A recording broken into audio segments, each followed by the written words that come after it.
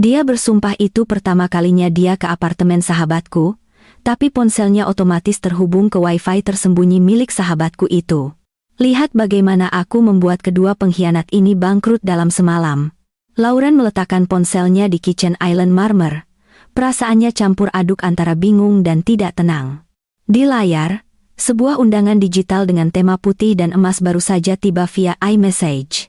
Pengirimnya adalah Sarah, sahabatnya sejak orientasi mahasiswa baru 10 tahun lalu.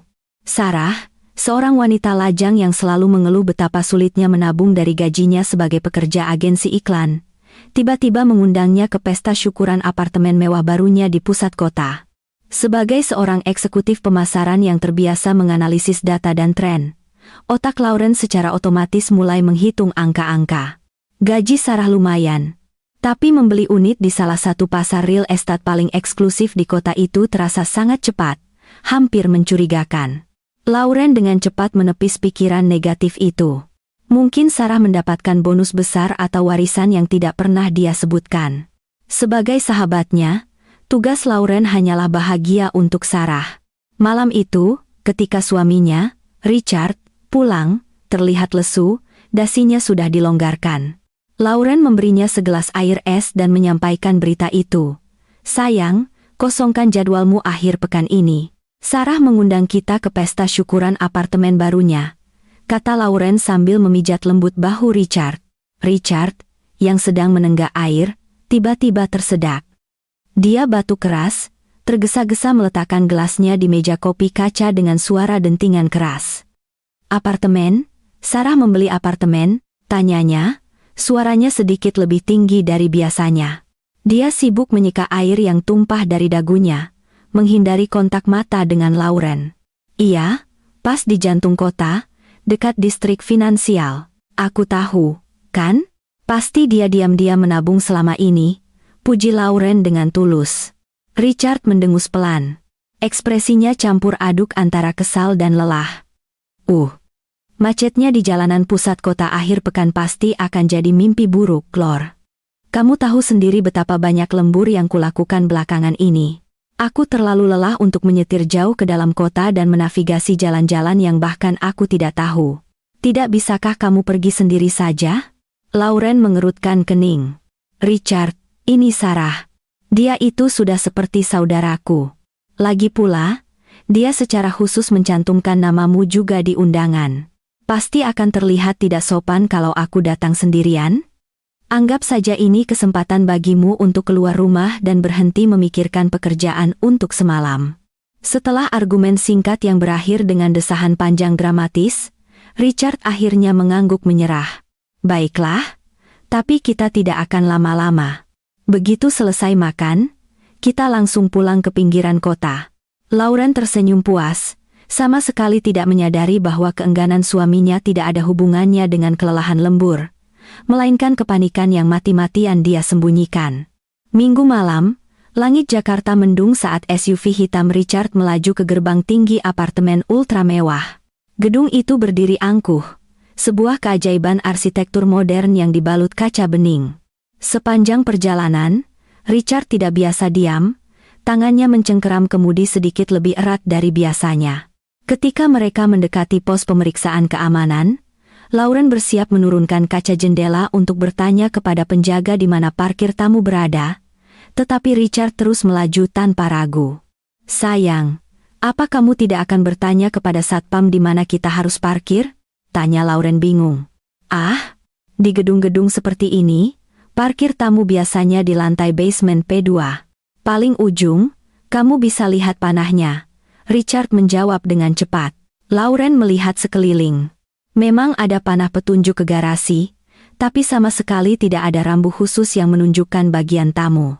Namun mobil Richard melaju mulus menuruni rem, mengambil tikungan tajam tanpa ragu, dan parkir sempurna di tempat kosong yang diapit dua pilar beton besar.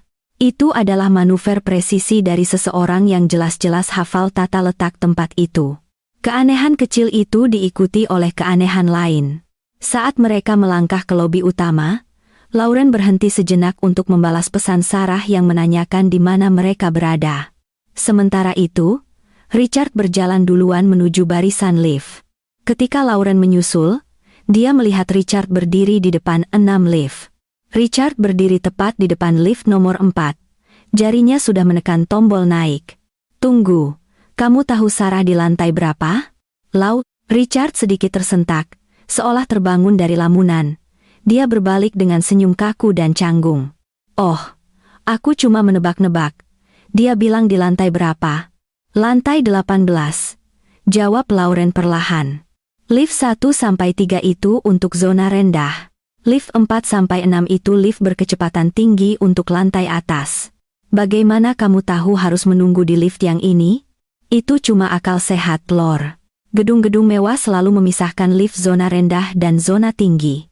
Aku rasa aku melihat rambu di atas kita saat kita masuk.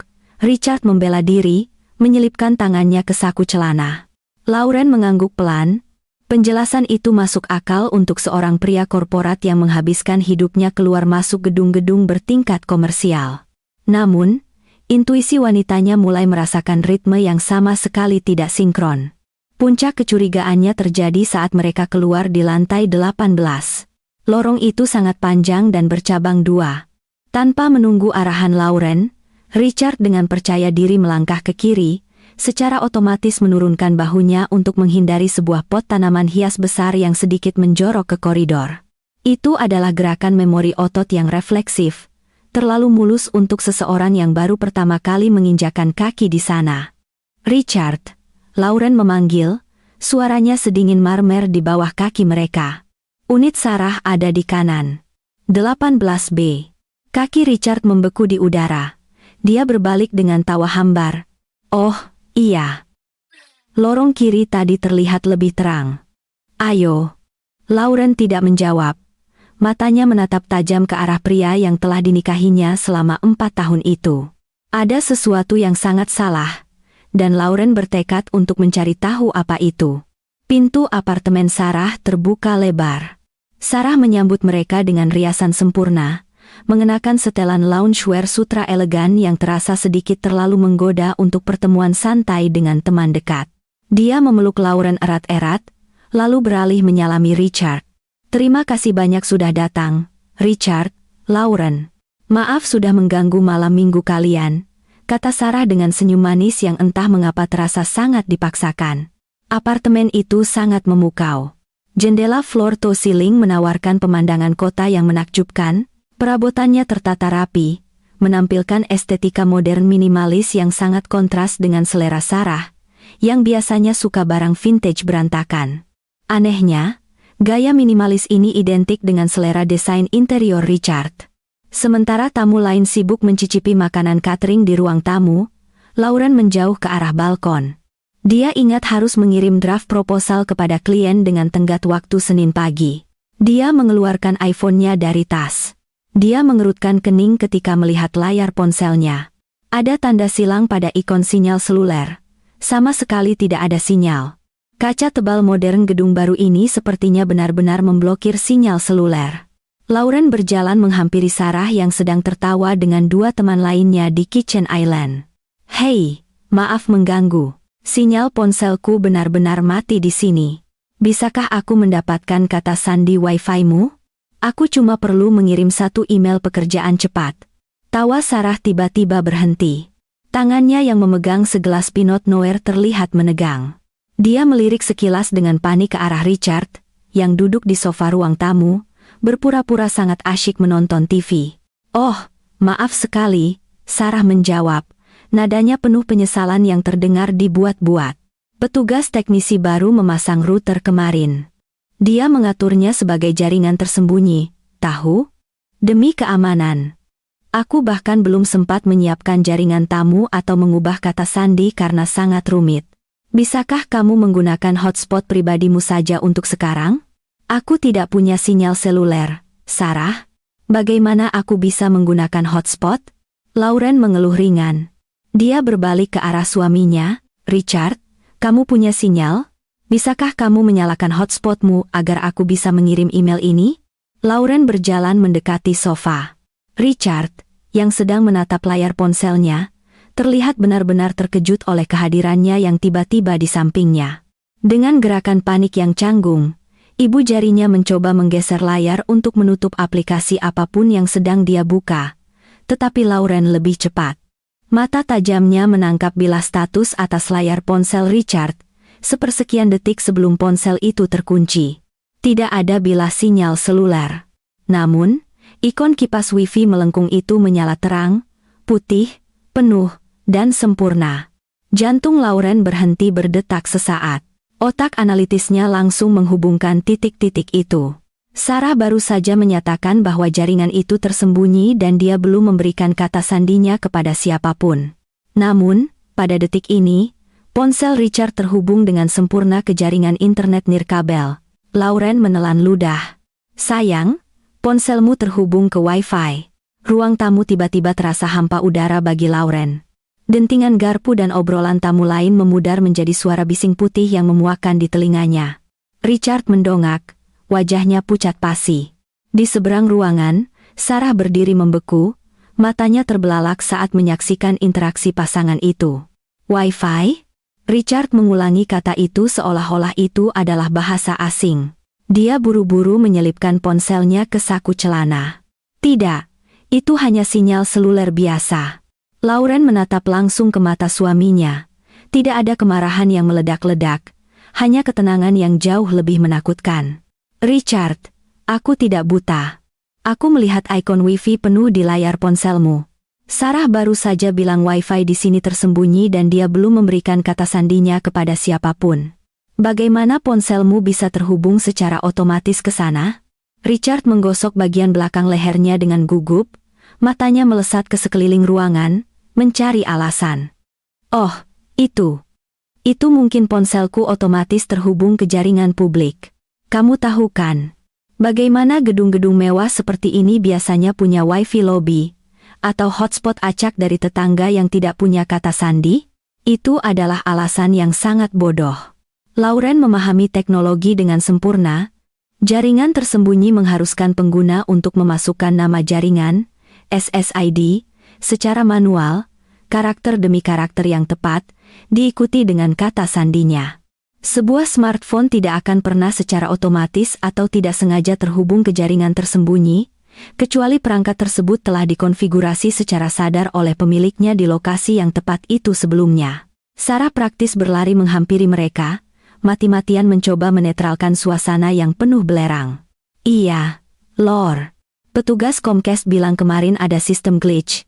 Kadang ponsel itu bisa terhubung ke Wi-Fi kantor penyewaan gedung sebelah.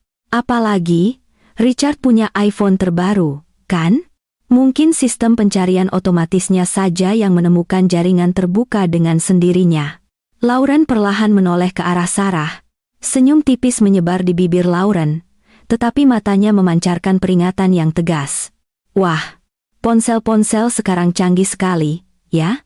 Mereka bisa menebak SSID tersembunyi dan memasukkan kata sandi sendiri. Mungkin aku harus upgrade ke ponsel seperti Richard. Lauren mengulurkan tangannya di depan Richard. Sini, coba kulihat ponselmu, Richard. Aku akan pinjam sebentar untuk mengirim email itu kalau memang terhubung ke jaringan publik acak. Richard melangkah mundur. Tangannya dengan erat menutupi sakunya seolah menyembunyikan barang selundupan. Ah, bateraiku tinggal sekitar 10%, Lor. Kalau mati aku berantakan. Nanti bagaimana kalau ada keadaan darurat? Kirim saja emailnya nanti di jalan pulang. Kita bisa mampir ke Starbucks. Lauren menurunkan tangannya. Dia tidak berniat membuat keributan di depan tamu-tamu Sarah yang lain.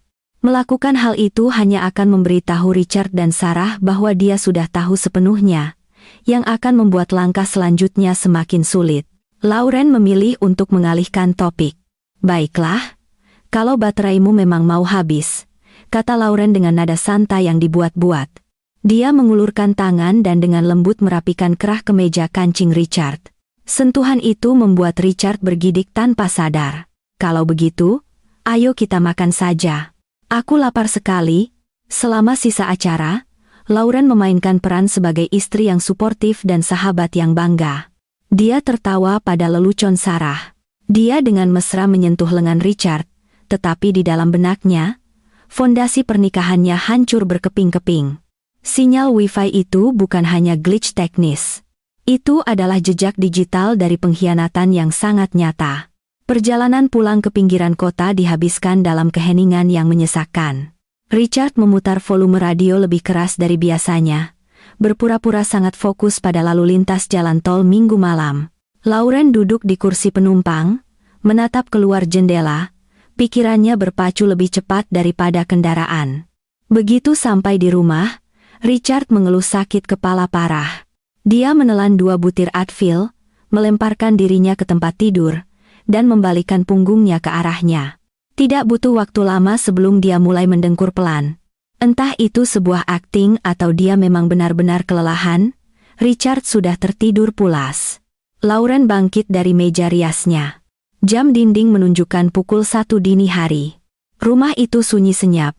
Dengan langkah kaki seringan hantu, Lauren berjalan mengelilingi tempat tidur dan meraih iPhone Richard dari meja nakas. Tangannya sedikit gemetar. Dia tahu kata sandi ponsel Richard. Tanggal pernikahan mereka, sebuah ironi yang kini terasa sangat menyedihkan. Dia mengetuk 6 digit itu, dan layar terkunci terbuka. Target pertamanya adalah pesan teksnya. Dia mencari nama Sarah. Riwayat obrolan mereka muncul. Lauren mengerutkan kening, percakapan itu terlalu bersih. Hanya check-in formal sesekali, ucapan selamat ulang tahun bulan lalu, dan undangan pesta syukuran. Tidak ada jejak keintiman, apalagi perselingkuhan. Untuk seseorang yang konon adalah sahabat baik istrinya, riwayat obrolan yang steril seperti itu terasa sangat dimanipulasi. Richard jelas-jelas menghapus pesan-pesan tertentu. Lauren tidak menyerah. Dia membuka aplikasi pengaturan dan mengetuk Wi-Fi. Jari-jari dinginnya menggeser ke bawah untuk melihat jaringan yang dikenal. Jantungnya berdebar kencang saat melihat daftar koneksi Wi-Fi yang sebelumnya pernah diakses perangkat itu. Di antara nama-nama kedai kopi, kantornya, dan hotel-hotel dari perjalanan bisnisnya, satu nama jaringan menonjol, Sarah R. Apt. Terasa seperti palu godam menghantam dadanya. Dia tidak perlu ber-IQ jenius untuk menguraikan apa singkatan dari inisial R itu. Jaringan itu diatur sebagai tersembunyi, yang berarti Richard harus secara fisik mengetik nama itu ke ponselnya dan memasukkan kata sandinya untuk terhubung. Sebuah air mata jatuh, mendarat tepat di layar ponsel. Lauren buru-buru menyekanya. Dia belum selesai. Dia membuka aplikasi Google Maps dan menavigasi ke lini masanya. Richard cukup pintar untuk menghapus riwayat browser Safari-nya, tetapi dia benar-benar lupa bahwa Google Maps secara default melacak pergerakan fisik perangkat setiap hari. Lauren memundurkan kalender, menyisir riwayat lokasi Richard selama 2 bulan terakhir. Matanya menelusuri titik-titik biru di peta. Setiap Selasa dan Kamis, hari-hari yang selalu diklaim Richard memiliki rapat strategi malam yang wajib dan harus bekerja lembur. Lokasi GPS-nya sama sekali tidak berada di kantornya. Peta menunjukkan garis lurus dari kantornya langsung ke koordinat spesifik di pusat kota. Koordinat tepat gedung apartemen mewah Sarah. Stempel waktu menunjukkan dia secara konsisten tiba pukul 7 malam dan tidak pergi sampai pukul 11 malam. Dia menghitung 18 kunjungan dalam 2 bulan terakhir. Lauren meletakkan ponsel itu kembali ke nakas dengan gerakan lambat, memastikan posisinya persis seperti saat dia menemukannya. Dia mundur perlahan, lalu berbalik dan mengunci diri di kamar mandi utama. Dia menyalakan keran wastafel dengan kekuatan penuh untuk meredam suara dan meluncur jatuh ke lantai ubin yang dingin. Lauren menangis tak terkendali. Itu adalah tangisan pedih seorang wanita yang dikhianati oleh 2 orang yang paling dia percayai di dunia. Suaminya yang telah bersamanya selama 4 tahun, dan sahabat terbaiknya yang telah menjadi bayangannya selama 1 dekade, telah menusuknya dari belakang dengan sempurna. Tetapi saat air mata akhirnya mengering, kesedihan Lauren mulai mengeras, berubah menjadi sesuatu yang jauh lebih gelap dan jauh lebih tajam. Dia menatap bayangannya di cermin rias. Matanya merah, riasannya berantakan, tetapi tatapannya terfokus dengan mematikan. Jika Richard dan Sarah mengira mereka bisa mempermainkannya dan mempermalukan hidupnya, mereka telah memilih lawan yang salah. Lauren tidak akan hanya menangis dan mengajukan cerai. Dia akan benar-benar menghancurkan mereka. Dia akan mengelupas kebohongan mereka lapis demi lapis, dan memastikan mereka kehilangan segalanya, Sama seperti mereka telah merampok kepercayaannya. Di bawah lampu kamar mandi yang redup, cetak biru untuk balas dendamnya dirancang. Sebuah babak baru saja dimulai.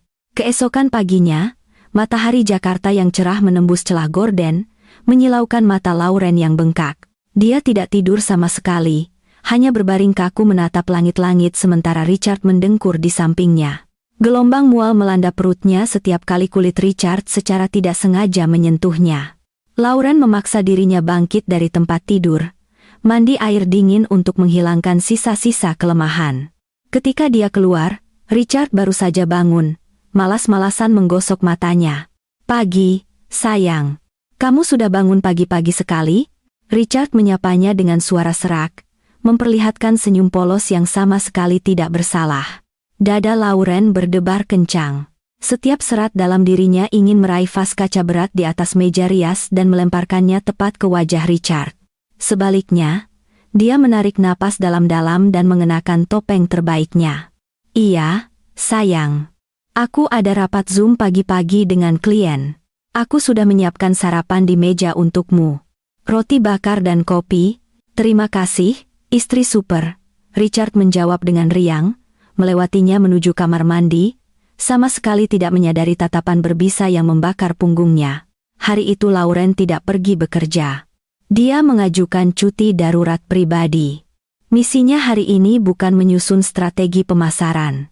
Misinya adalah menyusun deklarasi perang. Pemberhentian pertamanya adalah toko elektronik khusus di sebuah mall di pusat kota. Dia membeli tracker GPS magnetik seukuran kotak korek api, model premium dengan baterai yang bertahan selama berminggu-minggu dan akurasi sinyal setingkat militer. Sore itu sebelum Richard pulang, Lauren menyelinap ke garasi terpasang. Dengan tangan gemetar, dia merangkak di bawah SUV hitam Richard dan menempelkan magnet jauh di dalam wheel well belakang. Itu di tempat yang tidak mungkin terlihat kecuali mobil diangkat di hoist mekanik. Malam itu, Lauren mulai membongkar benteng keuangan suaminya. Richard telah mengganti kata sandi aplikasi mobile bankingnya sebulan yang lalu dengan dalih keamanan siber, tetapi Richard melupakan satu detail krusial. Lauren adalah orang yang membeli dan menyiapkan iPad lamanya. Dia menyalakan tablet yang tersembunyi di laci meja kantor rumah mereka.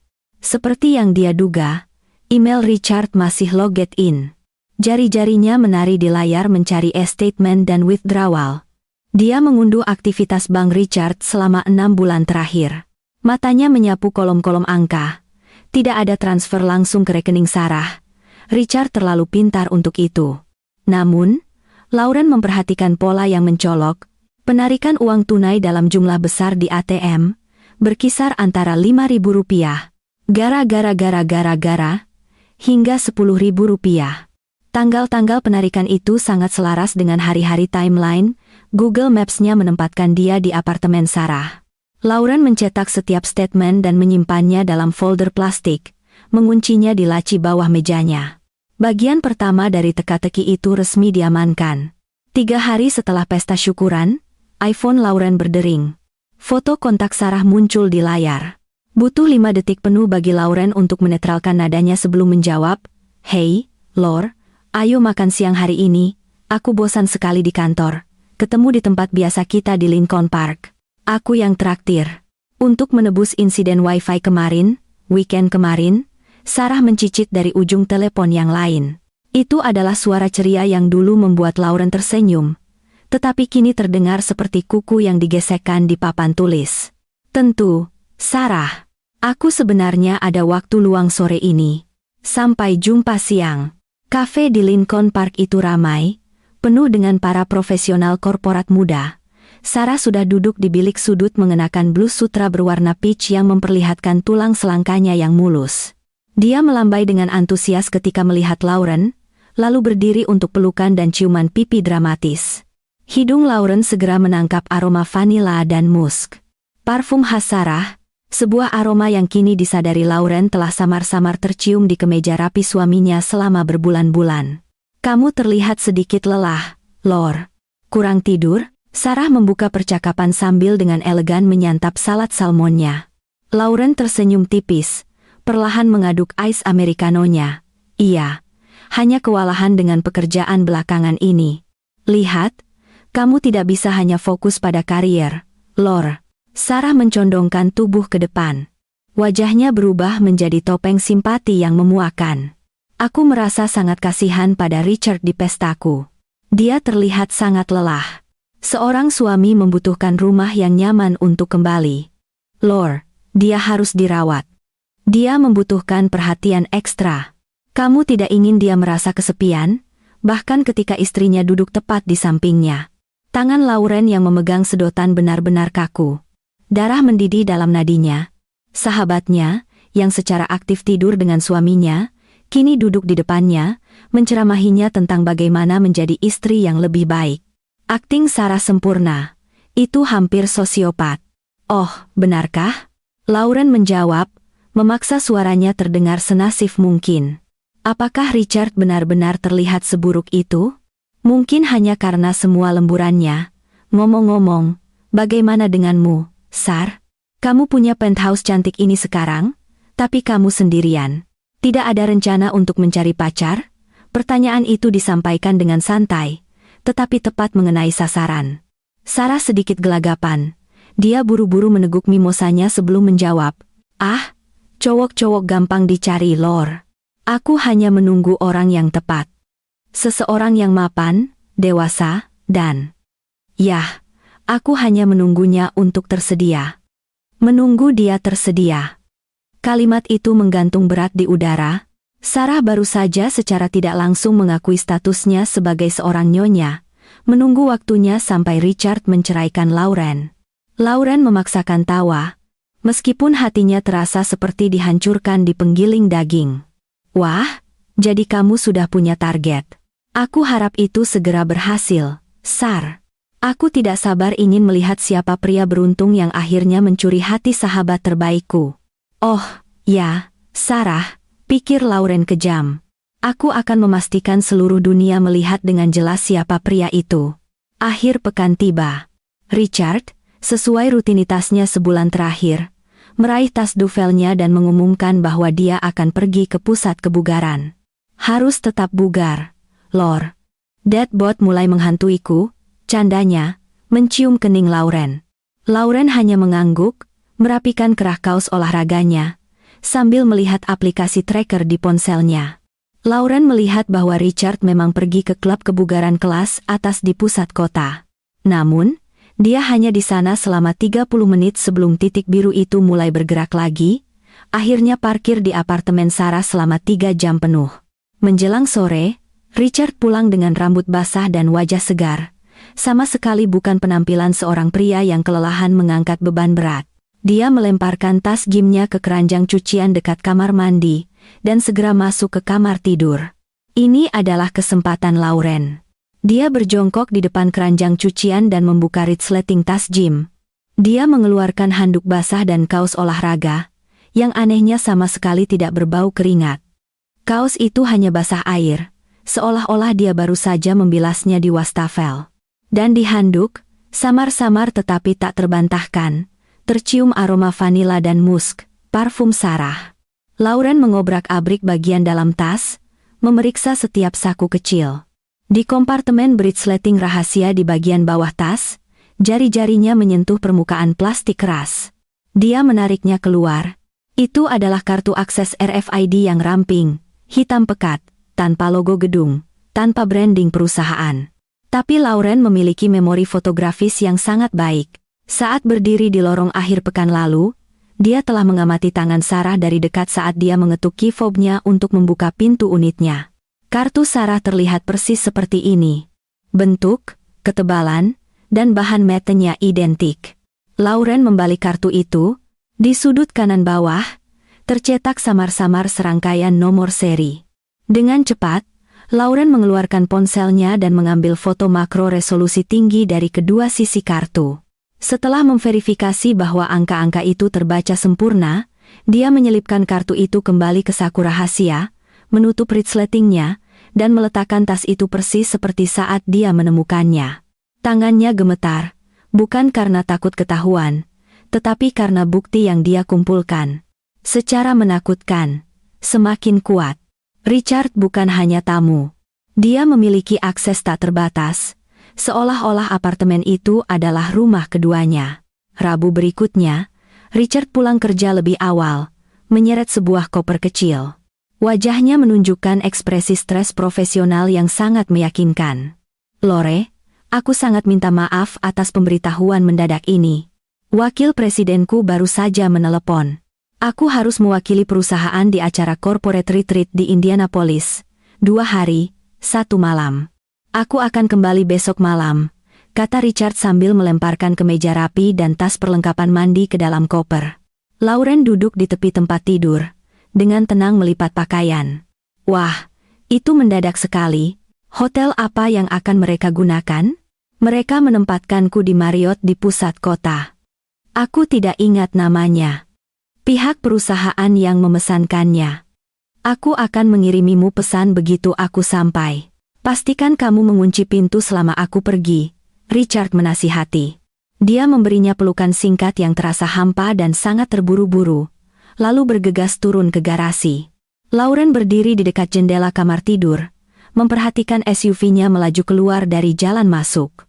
Begitu lampu belakangnya menghilang, dia mengunci pintu kamar tidur dan membuka aplikasi tracker GPS. Titik biru itu berkedip-kedip dengan stabil, bergerak menjauh dari subdivision mereka. Lauren mengamati pergerakannya dengan fokus predator. Jika Richard benar-benar menuju Indianapolis, titik itu seharusnya menuju ke I-65 South. Menit-menit berlalu. Titik biru itu memang memasuki jalan tol, tetapi di persimpangan krusial, alih-alih menuju selatan ke arah Indiana, titik itu menyimpang ke jalan tol menuju jantung kota Jakarta. SUV itu melaju mulus keluar dari jalan layang yang langsung menuju area gedung apartemen mewah Sarah. Napas Lauren tercekat di tenggorokannya saat dia melihat layar ponsel. Titik biru itu melambat, memasuki jalan masuk kompleks, berputar sejenak, lalu berhenti sepenuhnya. Status di aplikasi berubah dari bergerak menjadi terparkir. Lokasi: basement P2 gedung apartemen Sarah. Lauren menutup matanya. Kebohongan Richard begitu telanjang dan mencolok.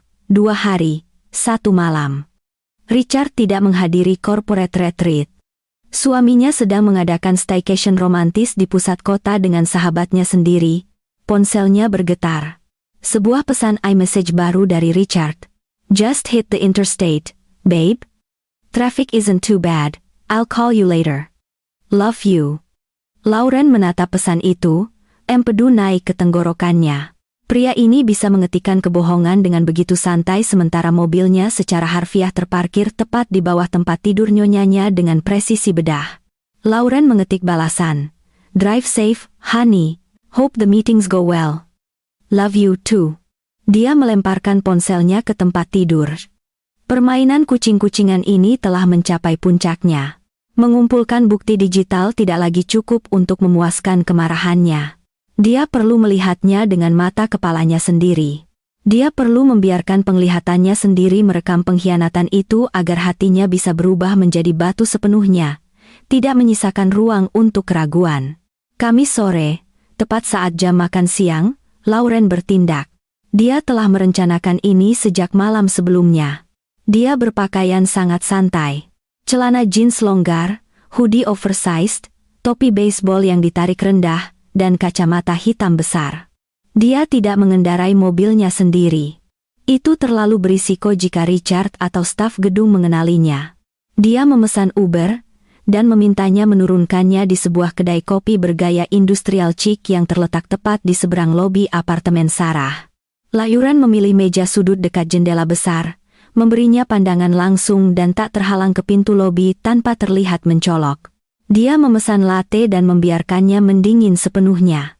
Matanya tidak pernah lepas dari pintu kaca di seberang jalan. 1 jam berlalu.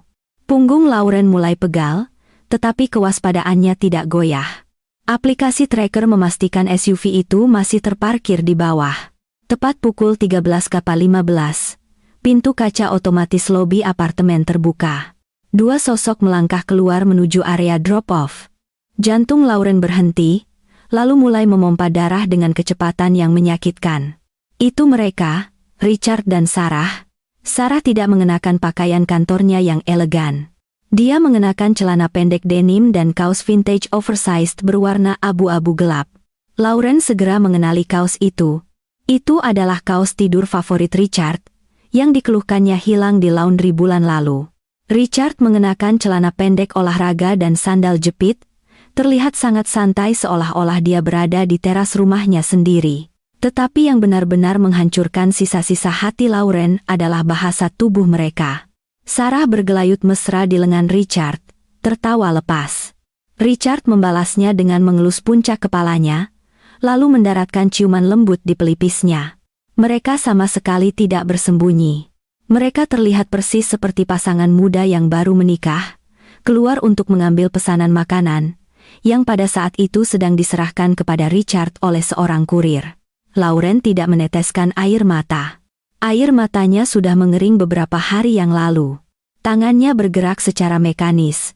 Dia mengeluarkan iPhone-nya, beralih ke mode video, dan memperbesar gambar sejauh mungkin. Dari balik jendela kedai kopi yang gelap, dia merekam setiap tawa, setiap sentuhan, setiap tatapan memuja yang diberikan suaminya kepada sahabatnya. Video 2 menit itu menangkap semuanya dengan detail sebening kristal, termasuk saat Richard merangkul pinggang Sarah secara protektif untuk membimbingnya kembali ke lobi setelah mereka mendapatkan makanan mereka. Lauren menekan tombol berhenti. Layar ponselnya yang gelap memantulkan wajahnya sendiri dari balik kacamata hitam. Itu adalah wajah seorang wanita yang telah kehilangan segalanya. Kepercayaannya pada cinta, persahabatan terdekatnya, dan masa depan yang telah dia bangun. Tetapi pada saat yang sama, wanita di pantulan itu telah berubah menjadi sesuatu yang sama sekali baru. Kesedihannya telah terbakar habis, menyisakan ruang kosong yang kini sepenuhnya dipenuhi oleh kemarahan yang dingin, presisi, dan mematikan. Lauren menghabiskan latenya yang kini dingin dalam satu tegukan. Dia berdiri, mengumpulkan barang-barangnya, dan berjalan keluar dari kedai kopi. Pekerjaan detektif sudah selesai. Fakta-fakta telah terkumpul. Dia adalah satu-satunya saksi, dan para tersangka telah dinyatakan bersalah di pengadilan hatinya. Sekarang saatnya untuk eksekusi. Lauren akan memastikan bahwa ketika saatnya tiba, Richard dan Sarah tidak akan pernah bisa bangkit lagi.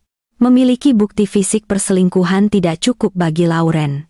Sebagai seorang wanita karier yang menganalisis data pasar untuk mencari nafkah, dia tahu bahwa menghancurkan Richard secara emosional hanya akan memberikan kepuasan sesaat.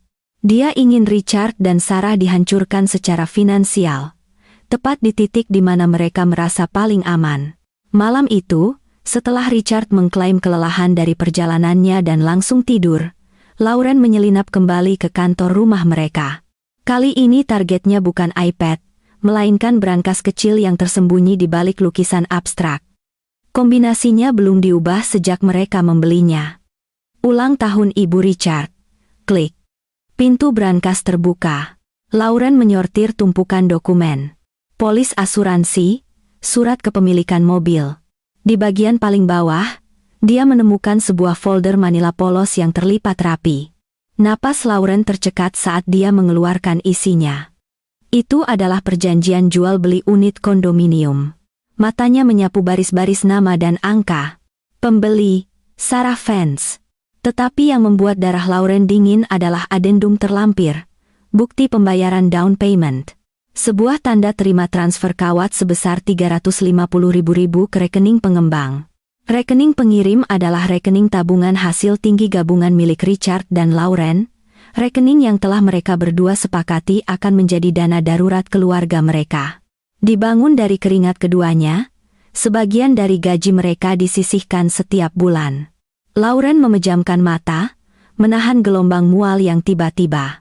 6 bulan lalu, Richard menjelaskan bahwa mereka perlu memindahkan dana darurat itu ke instrumen investasi obligasi korporat, berisiko rendah yang terkunci dan tidak dapat disentuh selama setahun untuk memaksimalkan bunga. Lauren, yang sangat mempercayai suaminya, setuju tanpa bertanya. Ternyata investasi itu adalah sarang cinta untuk sahabatnya. Uang yang telah Lauren sisihkan dengan susah payah, mengorbankan liburan dan tas-tas desainer, telah digunakan oleh Richard untuk membelikan Sarah kemewahan. Pengkhianatan ini bukan lagi hanya tentang perselingkuhan. Ini adalah perampokan finansial yang direncanakan?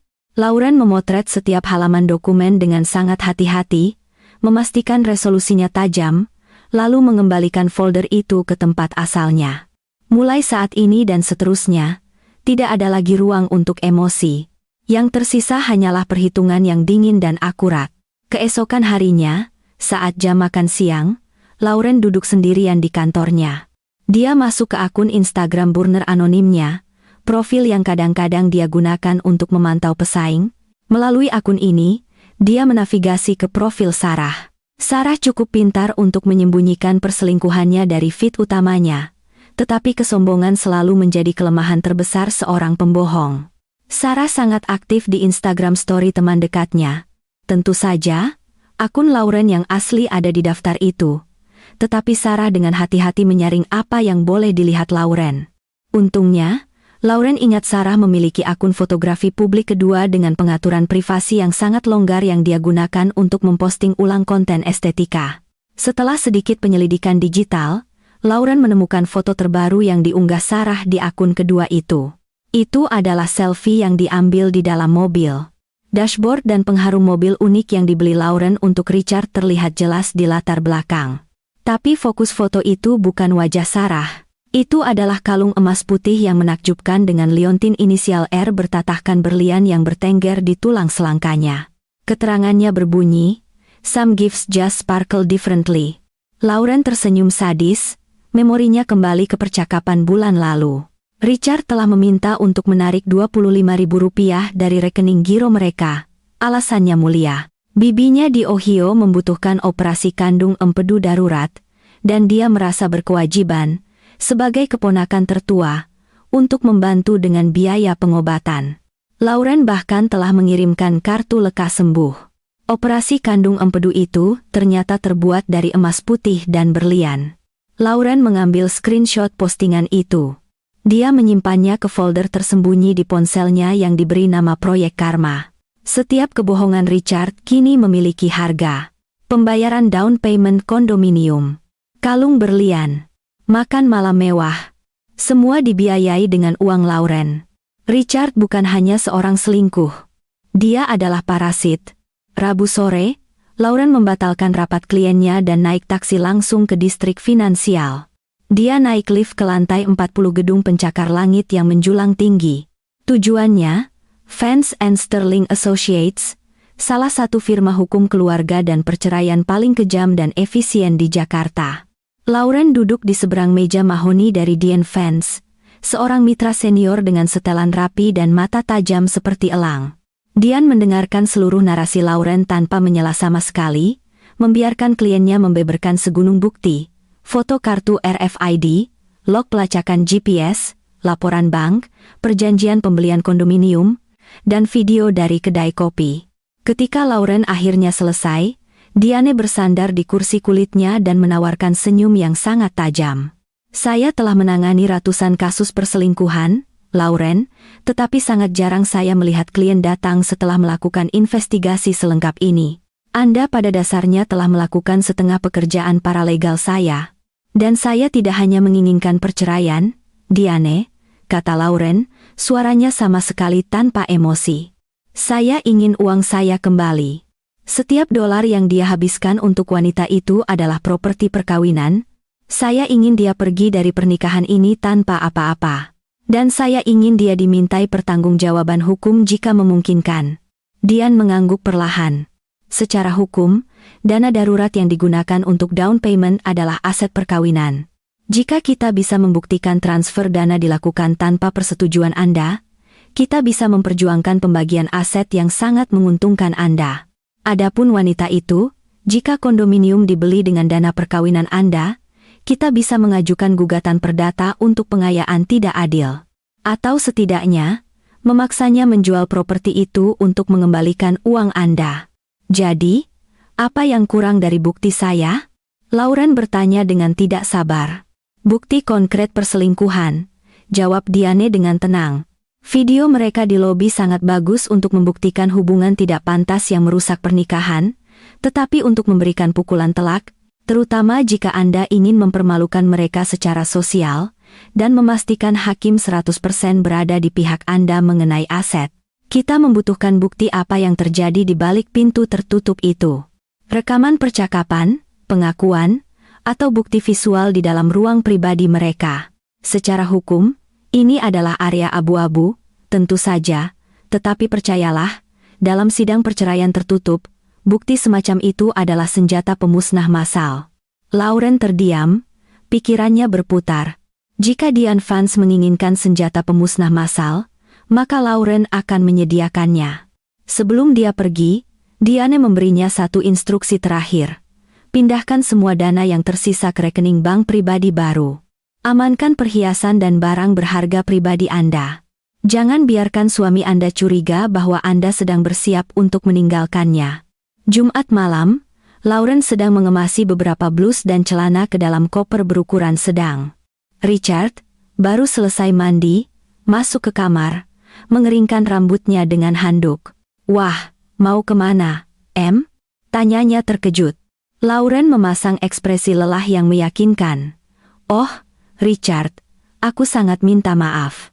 Aku baru saja tahu. Bosku baru saja menelepon. Ada krisis besar dengan klien utama kita di Singapura. Tim di sana tidak bisa menanganinya. Aku ditugaskan untuk terbang pertama besok pagi. Sepertinya aku akan di sana sekitar seminggu untuk membereskan kekacauan itu." Richard, yang sedang menggosok rambutnya, berhenti sepersekian detik. Kilasan kelegaan dan kegembiraan melintas di matanya sebelum dia dengan cepat menutupinya dengan ekspresi kesedihan palsu. "Seminggu penuh, lama sekali. Aku akan sendirian di sini," keluhnya, memeluk Lauren dari belakang dan membenamkan wajahnya di lehernya. Lauren harus menahan napas agar tidak menarik diri karena jijik oleh sentuhannya. Dia menepuk tangan Richard dengan lembut. "Iya, sayang. Tapi apa boleh buat? Ini pekerjaan. Kamu baik-baik saja di sini, ya? Pesan makanan saja kalau kamu terlalu malas masak. Jangan sampai tidak makan. Jangan khawatirkan aku. Aku mungkin hanya akan bermain video game atau nongkrong dengan teman-teman kerja." Richard berbohong dengan lancar. Keesokan paginya, Richard mengantar Lauren ke Bandara Soekarno-Hatta. Mereka berpelukan di lobi keberangkatan seperti pasangan yang sedang jatuh cinta yang akan berpisah untuk waktu yang lama. Begitu Richard berbalik dan berjalan menuju garasi parkir, Lauren menyeret kopernya ke dalam bandara, berjalan lurus melewati counter check-in, dan keluar melalui pintu kedatangan di ujung terminal. Sebuah mobil yang sudah dipesan menunggunya. Lauren masuk dan memberikan sopir alamat hotel bintang 4 di pusat kota. Rumahnya, untuk minggu itu. Begitu dia berada di kamar hotelnya, Lauren membuka aplikasi tracker. Seperti yang dia duga, mobil Richard tidak pulang ke rumah. Dari bandara, mobil itu langsung kembali ke kota. Pukul 10 pagi, mobilnya terparkir rapi di garasi gedung kondominium Sarah. Umpan telah diambil. Perangkap telah dipasang. Mereka mengira ini adalah minggu kebebasan mereka. Kenyataannya, ini adalah minggu terakhir mereka akan tertawa. Menerobos keamanan gedung apartemen mewah Sarah adalah rintangan terbesar. Tetapi Lauren siap menggunakan foto-foto kartu akses dari tas Jim Richard. Dia telah meminta layanan seorang spesialis yang dikenalnya di pusat kota untuk mengkloning kartu itu. Dia membayar harga yang mahal untuk kartu putih polos yang kini memiliki frekuensi yang persis sama dengan kartu Richard. Pada hari Selasa, hari ketiga perjalanan bisnis Lauren, dia memantau mobil Richard pada pukul 6 sore. Titik biru itu meninggalkan gedung Sarah dan berhenti di sebuah restoran mewah di West Village. Lauren tahu ini adalah celahnya. Makan malam romantis bagi mereka berarti setidaknya 2 hingga 3 jam. Lauren berpakaian serba hitam, lengkap dengan topi dan masker medis. Dia naik taksi ke gedung apartemen, jantungnya berdebar kencang. Saat dia masuk ke lobi, dia bergerak dengan percaya diri seolah-olah dia adalah seorang penghuni. Di gerbang lift, dia mengeluarkan kartu putihnya dan mengetuknya pada sensor. Bip. Klik. Lampu berubah hijau. Gerbang terbuka. Cloning kartu itu berhasil sempurna. Lauren masuk ke lift dan menekan tombol untuk lantai 18. Lorong itu sepi. Dia berjalan cepat ke unit 18B. Sekali lagi, Dia mengetuk kartu di gagang pintu digital. Dia mendengar suara mekanis kunci yang terbuka. Lauren memutar gagang pintu dan melangkah masuk ke sarang ular. Gelap dan sunyi. Lauren menggunakan senter ponselnya. Apartemen itu rapi, tetapi jejak Richard ada di mana-mana.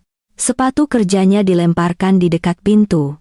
Jaket yang dia beli untuk ulang tahun, Richard tergantung di kursi makan. Di meja kopi ruang tamu, ada bingkai foto kecil berisi foto Richard dan Sarah sedang berpelukan di pantai. Sebuah foto yang jelas-jelas diambil selama konferensi yang dia hadiri di Miami bulan lalu.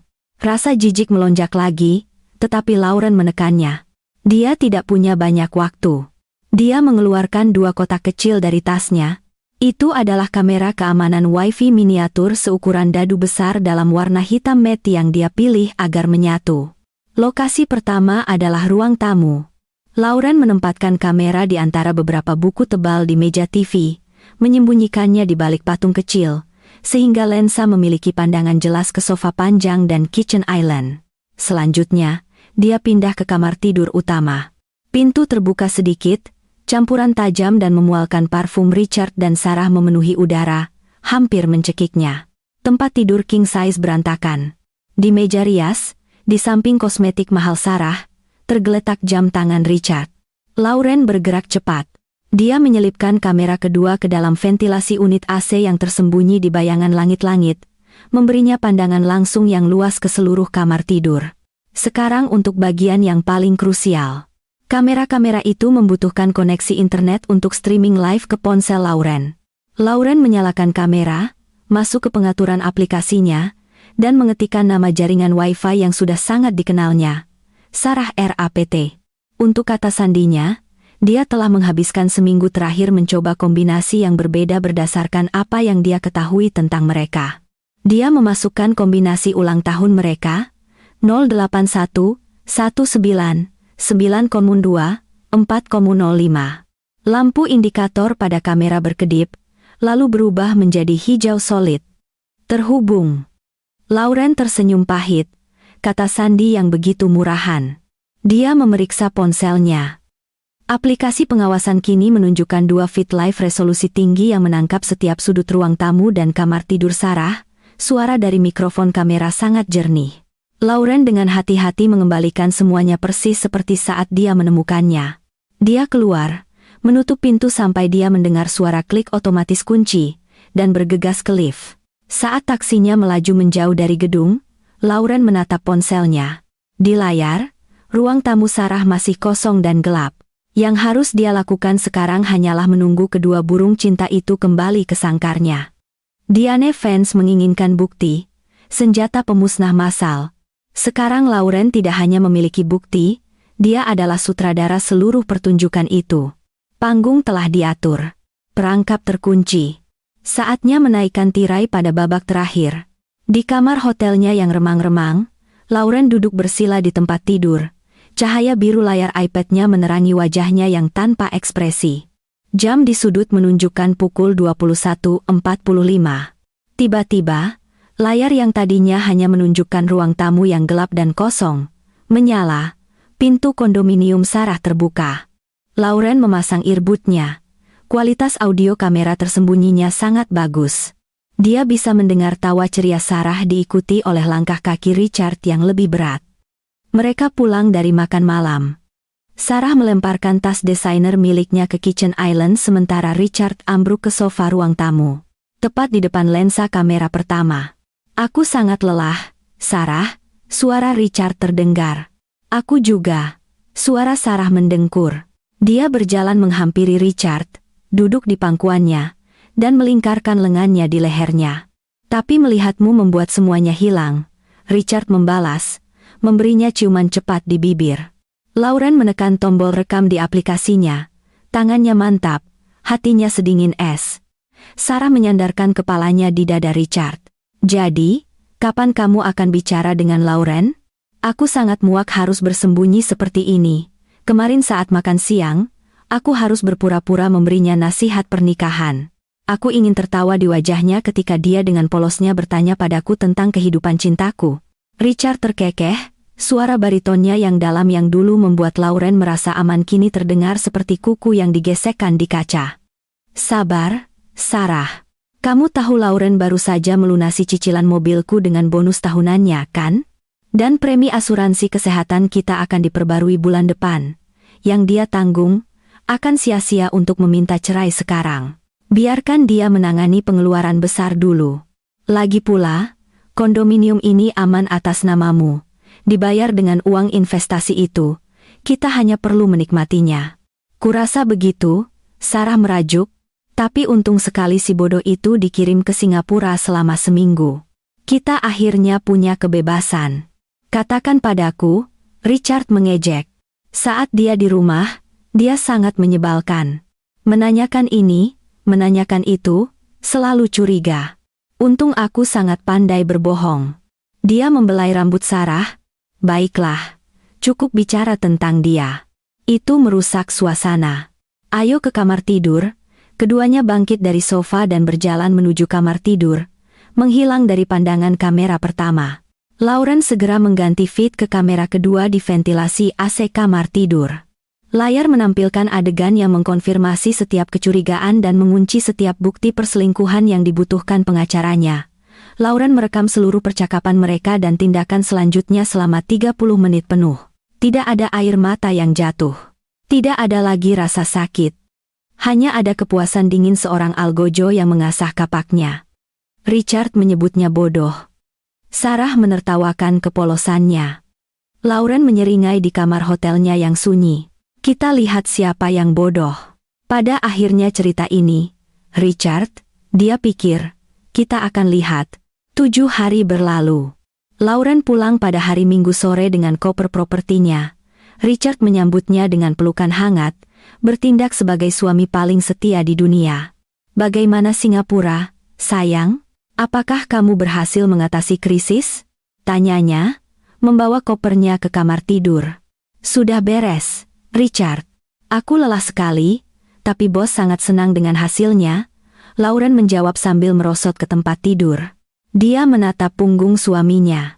Richard, karena proyek itu sukses besar, aku mendapat bonus yang cukup besar. Aku berpikir untuk mengadakan makan malam keluarga minggu depan untuk merayakan, dan juga untuk ulang tahun pernikahan kelima kita yang belum sempat kita rayakan bulan lalu. Richard berbalik, senyum lebar menyebar di wajahnya. Wah, ide bagus sekali. Mau di mana? Di ruang pribadi di Luciel. Aku sudah membuat reservasi, kata Lauren, menyebutkan sebuah restoran Prancis mewah kelas atas. Aku ingin mengundang orang tuaku, orang tuamu, dan tentu saja, Sarah. Dia sudah menjadi sahabat terbaik kita, dan pendukung terbesar kita sejak awal. Saat nama Sarah disebut, mata Richard berkedut, tetapi dia dengan cepat menguasai dirinya. Oh, Sarah. Tentu, kamu bisa memberitahunya. Tentu saja, jawab Lauren riang. Selama seminggu berikutnya, Lauren sibuk berkoordinasi, bukan dengan restoran tentang menu, melainkan dengan tim teknis mereka. Dia memastikan proyektor di ruang pribadi berfungsi sempurna, bahwa sistem audionya terhubung ke laptopnya, dan bahwa pencahayaan dapat dikendalikan dari satu remote di tangannya. Dia juga terus-menerus berkomunikasi dengan Diane Vance, yang kini memegang 2 folder hukum tebal, siap untuk digunakan. Malam Minggu tiba. Luciel memancarkan kemewahan dari setiap sudut. Di ruang pribadi, yang dapat menampung 20 orang, keluarga Lauren dan Richard telah berkumpul. Orang tua Lauren, yang datang dari luar kota, orang tua Richard, yang selalu membanggakan putra mereka yang sukses, dan beberapa kerabat dekat, semuanya mengenakan pakaian formal terbaik mereka. Pintu terbuka, dan Sarah masuk. Dia mengenakan gaun malam merah anggur yang menakjubkan. Tergantung elegan di lehernya adalah kalung berlian inisial R. Lauren, selamat ulang tahun pernikahan, sayang. Seru Sarah, langsung menuju ke jantung ruangan. Dia memeluk Lauren erat-erat di depan semua orang, lalu menyerahkan hadiah yang terbungkus kertas emas. Semoga kamu dan Richard bahagia selamanya. Terima kasih banyak, Sarah. Kehadiranmu malam ini sangat penting untuk acara ini, Lauren membalas, tersenyum penuh arti. Dia menepuk punggung Sarah dengan lembut, tepat di tempat di mana keringat dingin akan segera mengalir. Richard merangkul pinggang Lauren, menyapa keluarga dengan tawa menawan seorang pria sukses yang memiliki segalanya. Seorang istri dengan karier cemerlang, keluarga yang suportif, dan seorang nyonya cantik yang berdiri hanya beberapa langkah jauhnya. Makan malam berjalan hangat dan ramah. Hidangan pembuka dan hidangan utama disajikan dengan sempurna. Dentingan gelas anggur dan tawa ceria memenuhi ruangan. Richard dan Sarah sesekali mencuri pandang satu sama lain ketika mereka mengira tidak ada yang melihat. Lauren melirik jam tangannya. Pukul 9 malam. Waktu untuk sandiwara sudah berakhir. Lauren bangkit dari kursinya. Dia mengangkat gelas sampanyenya dan mengetuknya perlahan dengan sendok perak. Ting, ting ting. Semua mata di ruangan itu beralih padanya. Obrolan mereda. Selamat malam semuanya. Mama, Papa, Bapak dan Ibu Davis, dan Sarah. Lauren memulai, suaranya jernih dan tenang. Terima kasih semua sudah hadir malam ini. 5 tahun pernikahan adalah waktu yang lama. Kita sudah melewati banyak hal bersama. Untuk meringkas perjalanan cinta kita, saya telah menyiapkan presentasi singkat. Richard tersenyum bangga. Ibu Richard, yang telah mendengarkan dengan rahang terkatup, menepuk tangannya pelan, menatap menantu perempuannya dengan kasih sayang. Sarah menyesap minumannya. Ekspresi antusias terpampang di wajahnya. Lauren meraih remote proyektor dari meja. Dia menekan sebuah tombol. Lampu di ruang pribadi perlahan meredup, hanya menyisakan lampu sorot kecil di atas meja. Di dinding seberang, layar proyektor raksasa turun dengan suara lembut. Layar putih menyala, menampilkan slide pertama. Sebuah foto dari pernikahan Lauren dan Richard. 5 tahun lalu, keduanya tersenyum cerah. Desahan manis terdengar dari beberapa kerabat. 5 tahun lalu, saya berjanji untuk memberikan seluruh hidup saya dan seluruh kepercayaan saya kepada pria ini, kata Lauren, suaranya bergema di ruangan kedap suara. Dia mengklik remote. Slide kedua muncul. Itu bukan foto liburan romantis. Itu adalah screenshot dari ponsel yang menampilkan halaman pengaturan Wi-Fi dengan satu nama jaringan dilingkari merah terang. Sarah R.A.P. Beberapa orang di ruangan itu mengerutkan kening, bingung. Ibu Richard menyipitkan mata, mencoba membaca teks di layar. Sarah, yang baru saja menyesap minumannya, tiba-tiba tersedak. Richard membeku di tempat duduknya, senyumnya menghilang tanpa jejak.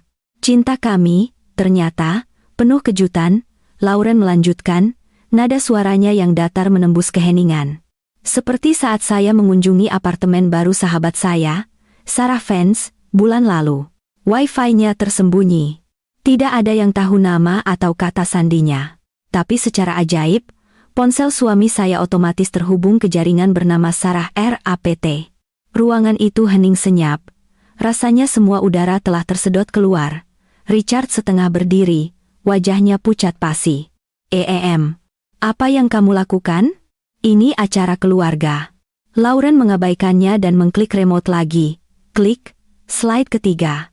Sebuah kolase screenshot timeline Google Maps yang dipenuhi puluhan titik merah yang melacak jalur dari kantor Richard langsung ke koordinat apartemen Sarah. Dan kejutan terus berdatangan. Suami saya yang luar biasa pekerja keras selalu mengklaim bahwa dia bekerja lembur setiap Selasa dan Kamis malam. Tapi anehnya, lemburannya tidak pernah dihabiskan di kantornya, melainkan di garasi parkir apartemen sahabat saya. Lauren, hentikan omong kosong ini. Richard membentak, suaranya kini menggelegar dalam upaya untuk menutupi kepanikannya yang meningkat.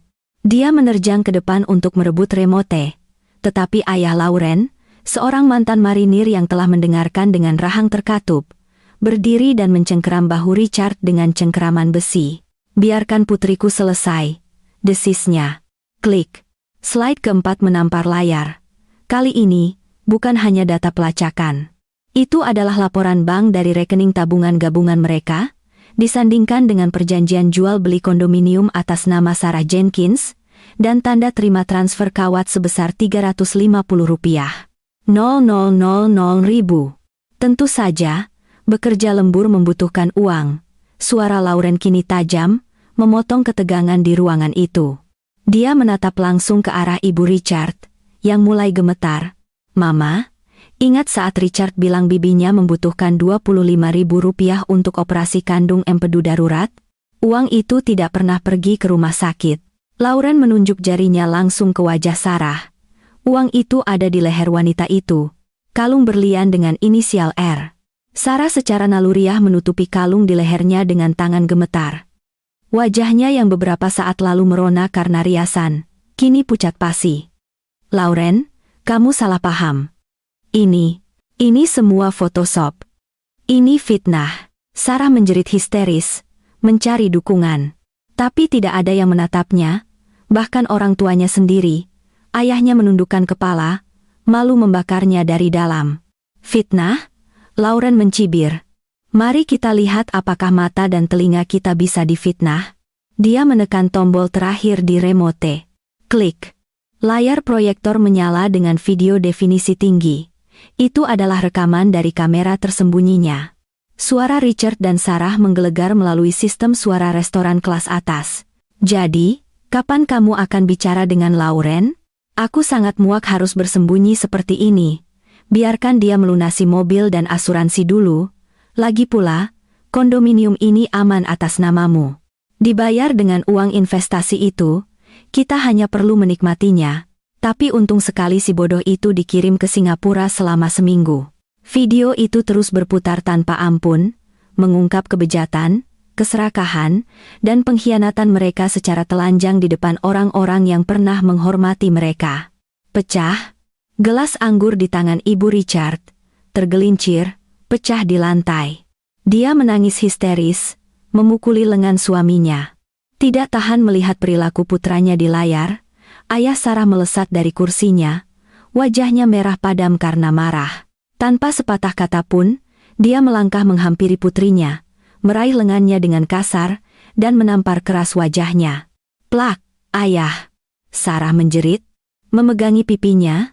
Air mata akhirnya merusak riasan mahalnya. Jangan panggil aku ayah. Kamu telah mempermalukan keluarga ini. Menjadi wanita murahan dengan mengorbankan penderitaan sahabatmu, ayahnya berteriak. Suaranya gemetar. Dia menoleh ke keluarga Lauren. Bapak, Ibu, saya sangat menyesal atas perilaku tercela putri saya. Saya tidak akan membelanya. Permisi. Orang tua Sarah keluar dari ruangan tanpa menoleh ke belakang, meninggalkan putri mereka terisak-isak di lantai. Richard berlutut di depan Lauren, wajah tampannya dan sikap sombongnya hancur total. Air mata buaya mengalir di pipinya. Sayang, aku sangat menyesal. Aku salah. Sarah yang merayuku. Aku bersumpah aku hanya bermain-main. Kumohon, jangan lakukan ini. Kita bisa memperbaikinya demi masa depan kita. Lauren menatap pria yang merangkak di kakinya dengan tatapan kosong. Tidak ada simpati, tidak ada cinta, hanya jijik yang mendalam. Tepat pada saat itu, pintu ruangan terbuka. Diane Funch, pengacara Lauren, masuk mengenakan setelan bisnis yang rapi. Dia membawa 2 folder tebal. Dia mendekati meja dan meletakkan folder pertama di depan Richard. Richard, kata Lauren dingin, itu adalah permohonan cerai. Dan karena kamu menyalahgunakan dana perkawinan tanpa persetujuan saya untuk membeli properti untuk pihak ketiga, semua aset gabungan yang tersisa rumah, mobil, polis asuransi akan diberikan kepada saya sebagai restitusi. Kamu akan keluar dari pernikahan ini hanya dengan pakaian di punggungmu. Lauren kemudian mengambil folder kedua dari tangan Diane Funch dan melemparkannya ke lantai di depan Sarah yang masih terisak. Dan Sarah, Lauren melanjutkan, menatap mantan sahabatnya. Itu adalah surat tuntutan resmi dan gugatan perdata atas penipuan konversi. Kondominium yang sangat kamu banggakan itu dibeli dengan uang saya. Pengacara saya sudah mengajukan lien terhadap properti itu. Kamu punya 30 hari untuk menjualnya dan mengembalikan setiap sen uang saya. Atau kamu bisa bersiap menghadapi tuntutan pidana. Lauren berbalik, mengambil tasnya dari kursinya. Dia menatap keluarganya dan mertuanya. Mama, Papa, saya minta maaf. Pesta makan malam ini sedikit berantakan, tagihan sudah lunas. Silakan lanjutkan makan malam Anda jika Anda masih punya nafsu makan. Saya harus pergi. Udara di ruangan ini sudah menjadi cukup beracun. Lauren berjalan keluar dari ruang pribadi dengan kepala tegak. Suara tangisan Richard, isak tangis ibunya, dan isak tangis histeris Sarah memudar di belakangnya saat pintu mahoni yang berat itu tertutup. 6 bulan telah berlalu sejak presentasi yang menghancurkan itu. Proses hukum berjalan persis seperti yang direncanakan Diane Vance. Dengan bukti yang begitu masif dan tak terbantahkan, hakim mengabulkan semua tuntutan Lauren. Perceraian diselesaikan dengan putusan yang sangat menguntungkannya. Richard ditemukan telah melakukan penipuan finansial dalam pernikahan, sehingga rumah dan mobil diberikan sepenuhnya kepada Lauren. Berita skandal itu entah bagaimana bocor di perusahaan Richard. Lauren tidak pernah mengakui siapa yang mengirim salinan video anonim ke departemen HR-nya, tetapi Richard dipecat sebulan setelah insiden itu. Pria yang dulunya begitu bangga dengan kariernya kini menganggur, bangkrut, dan tinggal kembali di rumah orang tuanya. Ia menjadi paria di komunitasnya. Nasib Sarah tidak lebih baik. Gugatan perdata yang diajukan oleh Diane mencekiknya secara finansial. Tanpa uang untuk menyewa pengacara yang layak, dia terpaksa menjual kondominium mewahnya dengan kerugian dalam waktu 2 bulan. Seluruh hasil penjualan disita untuk membayar kembali dana Lauren. Ditambah bunga dan ganti rugi, Sarah kini menyewa sebuah apartemen studio kecil di Jakarta Timur. Dia dikucilkan oleh teman-teman yang tahu apa yang telah dia lakukan. Pada suatu sore yang cerah, Lauren berdiri di balkon kondominium barunya, yang memiliki pemandangan menakjubkan. Dia telah menjual rumah lama yang penuh kenangan buruk dan membeli tempat ini untuk dirinya sendiri, tempat yang 100% miliknya, dibeli dengan uang hasil jerih payahnya sendiri. Angin sore membelai wajahnya. Di tangannya ada secangkir teh chamomile hangat. Dia membuka ponselnya dan melihat laporan penjualan dari kampanye pemasaran terbaru yang dia pimpin. Angka-angka itu melebihi semua target. Kariernya melesat sejak dia tidak lagi dibebani oleh seorang pria parasit. Lauren tersenyum puas. Dia telah membuktikan bahwa balas dendam terbaik bukanlah menangis atau menghancurkan diri sendiri. Balas dendam terbaik adalah merebut kembali kekuatan finansial, mengungkap kebohongan mereka kepada dunia, dan melanjutkan hidup yang lebih cemerlang.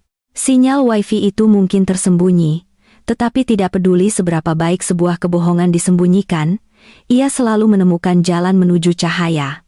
Dan bagi Lauren, cahaya itu kini bersinar sangat terang.